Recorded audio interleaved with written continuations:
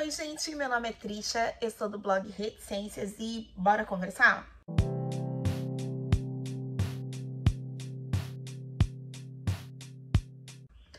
Oi, galera, tudo bem com vocês? Hoje eu tô aqui para conversar com vocês sobre o livro Sula, da Toni Morrison. Já adianto para você que essa resenha pode ser que não saia como eu espero ou como que você imagina que deva ser uma resenha ou as impressões de uma leitura dentro de um vídeo no YouTube, porque falar sobre Toni Morrison, falar sobre a escrita de Toni Morrison é algo extremamente difícil. Eu já li O Olho Mais Azul, essa seria a minha segunda experiência de leitura com Toni Morrison. Eu gostei muito das duas obras, eu não tenho nem como favoritar uma delas, eu acho que as duas estão num patamar de excelência de escrita e excelência de construção de personagem e da subjetividade desses personagens muito grande para que eu possa falar para você que esse é melhor e aquele é pior. Tá? É tudo muito bem feito aqui dentro da escrita de Toni Morrison. Né? E para começar, eu acho que é interessante a gente dar o tom da onde nasce essa escrita, da onde nasce esse livro. Ele é o segundo livro publicado, né, da Toni Morrison, foi publicado em 1973. Essa publicação vem logo em seguida do Olho Mais Azul, que passou por diversas críticas, dizendo que a Toni Morrison não era uma escritora muito... como eu posso dizer, politicamente engajada, ou que ela era extremamente politicamente engajada, que a leitura era prolixa, que era muito poética, ou que faltava esse tom político, né, da época para literatura dela. Então, ela já vem trazendo esse livro de um lugar de muita intimidade para ela.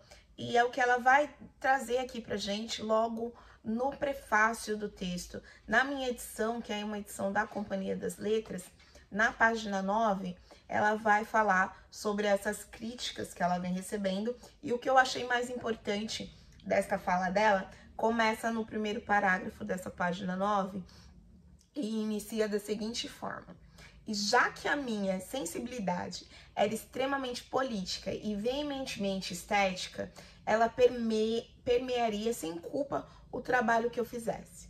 Recusei-me a explicar ou sequer admitir o problema como algo além de artístico. Outras questões para mim eram muito mais importantes, como a amizade entre mulheres quando não é mediada por homens, que opções existem para mulheres negras fora da aprovação de suas comunidades, quais são os riscos do individualismo em uma comunidade firmemente individualista, porém racialmente uniforme e socialmente estática. E são essas questões que Toni Morrison se debruça para não é nem propor resolver, eu acho que é propor trazer pra gente em debate, trazer à luz, trazer a intimidade dos personagens para falar sobre essas questões. O que ela faz brilhantemente aqui nessa história. A história vai começar apresentando pra gente o fundão. O fundão é o local que chama Medallion, eu acho que é assim a pronúncia. Se eu estiver pronunciando errado, me perdoem, porque eu não sou boa no inglês. Mas é uma cidade fictícia que se inicia a partir de uma doação de um senhor para um escravizado. Essa doação de terra, dessa porção de terra, eles dão o nome de Medallion e essa comunidade é formada ali naquele local. Eles chamam aquilo de fundão, o que é extremamente interessante, porque Toni Morrison usa da alegoria aqui nesse texto para falar com a gente sobre o lugar de não pertencimento de pessoas pretas, e o Fundão é exatamente isso. Ele é uma alegoria para falar sobre esse não pertencimento, esse não lugar, né, social que as pessoas pretas ocupavam naquela época, pensando que a história é demarcada temporalmente, tá? Então todos os capítulos eles iniciam com títulos a partir de um ano. Então ele vai de 1919 a 1965. Então a gente está num período ali nos Estados Unidos pós Primeira Guerra. Então tem o trauma de passar por uma guerra. Então tem esse pós Primeira Guerra e ainda tem o trauma de ser logo após a libertação dos escravos. Então a gente está falando de um país que está extremamente segregado. E aí ela vai tratar dessas feridas, tanto raciais, quanto essas feridas da brutalidade da guerra, da brutalidade do ferimento, né? Então, inicialmente, você vai ser apresentado a esse espaço temporal e já vão ser apresentadas as pessoas que vão dar origem a essas personagens principais aqui da história, que seriam a Sula e a Nil, as duas protagonistas, né, dessa história, que vão reverberar o que ela fala do que é amizade e do que é a subjetividade de uma mulher não mediada por homens. E é muito bonita a forma com que ela vai apresentando essas coisas pra gente. O texto parece ser curto e por isso parece que você vai ler rapidamente, mas muito pelo contrário, é uma história que demanda tempo para ser digerida. Primeiro porque os fatos são extremamente brutais aqui, as metáforas, né, que a Morrison vai usando ao decorrer do texto para explicar pra gente alguns acontecimentos quase beiram o fantástico. Algumas coisas não ficam inteiramente lúcidas ou inteiramente explícitas e não são explicadas, né, não são trazidas à luz, mas eu acho que esse também é um tom da experimentação da escrita e um tom de brilhantismo da escrita de Toni Morrison, porque eu acho que tem certos sentimentos que a gente, quanto ser humano, não consegue explicar, não consegue passar, e isso é pontual na história.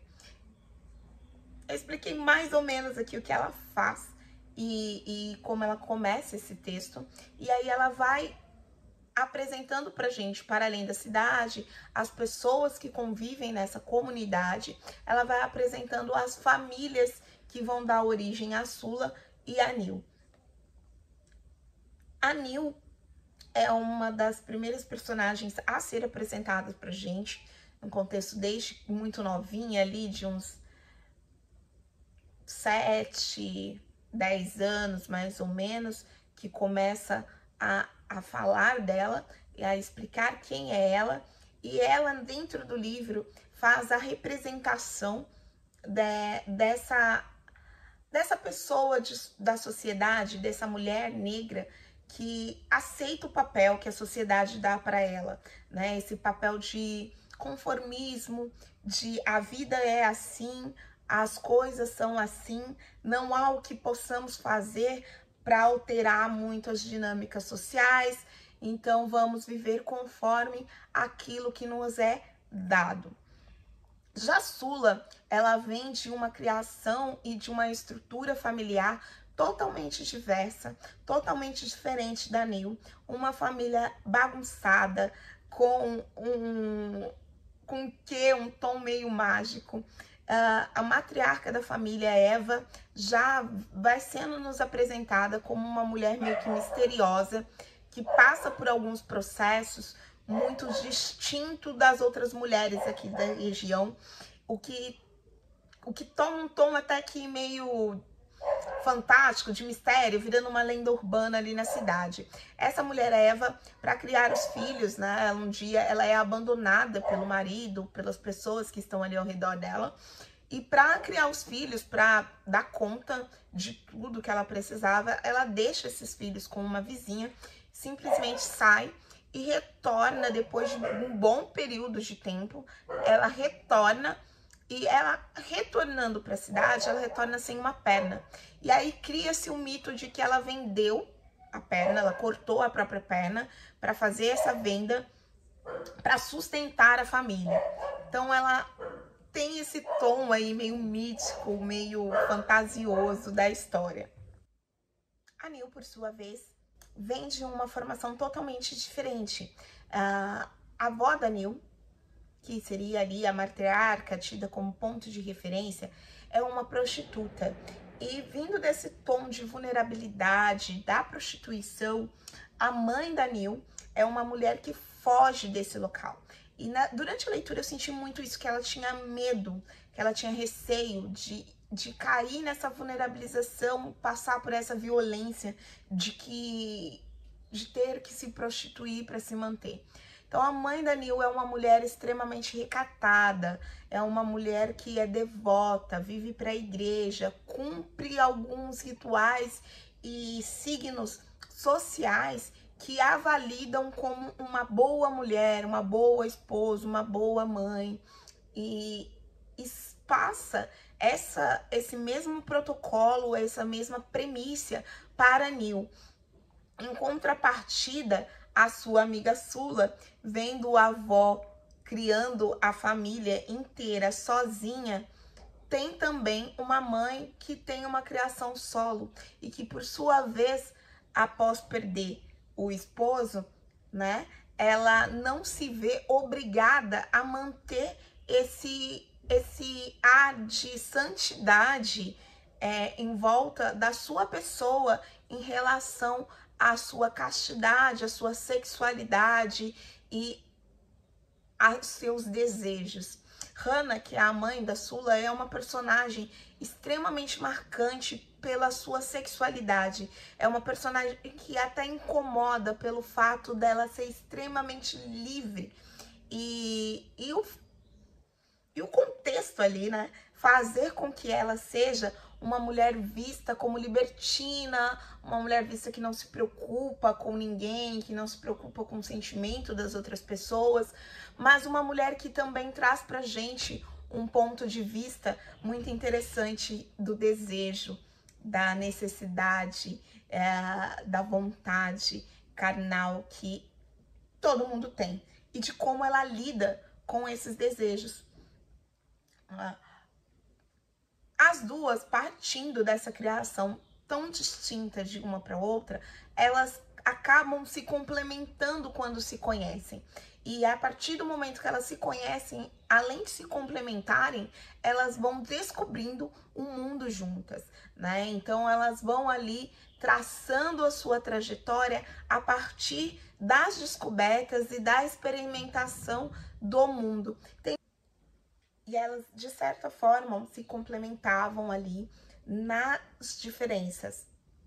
Tem alguns acontecimentos dentro do texto que são extremamente brutais, mas que vão dar o tom da história e que principalmente vão selar a amizade das duas. Então, assim, inicialmente elas estão descobrindo, experimentando o mundo, conhecendo as coisas, vendo as pessoas, experimentando e conversando, tentando entender o mundo, não só delas, mas dos adultos que a cercam, né? Que isso também é interessante, você conseguir observar o quanto elas vão aprofundando as suas experiências, as suas experimentações a partir também da vida e do contato com os adultos que estão ao redor. E a partir do marco que acontece aqui, que eu achei muito interessante, que é um marco com água, e vocês vão depois entender a simbologia. Eu acho que é uma chave de leitura importante, por isso eu não vou dar spoiler sobre isso aqui. Vocês vão entender como essa amizade é selada. E a partir do selamento dessa amizade, o quanto as duas ficam mais próximas e mais íntimas. E a partir desse acontecimento também, elas vão crescendo e na fase adulta cria-se uma lacuna, um distanciamento. esse distanciamento se dá mais porque Sula vai embora, vai viver sua vida em outro lugar, estudar e ter outras experiências. E quando ela retorna com uma bagagem muito maior do que a Neil tem, né? Porque a Neil, ela é a típica dona de casa, ela viveu ali para um marido, ela tem uma filha e cuida dessa filha, ela faz as obrigações da igreja, basicamente ela replica a vida que a mãe tinha e ensinou para ela que era o correto, que era o que deveria ser feito, que era o que deveria ser seguido. E ela não entende, em contrapartida, a vida que a Sula criou para si, o universo que a Sula criou para si. A Sula vira uma pessoa extremamente sozinha e a ruptura dessa amizade a torna mais para dentro, mais introspectiva e mais solitária. Ela acaba se tornando um alguém que vive apenas para si, né? Ela não consegue mediar outras relações para além dessa amizade que ela tem com a Sula. Desculpa, a Sula não consegue mediar outras amizades para além dessa que ela tem com a Neil.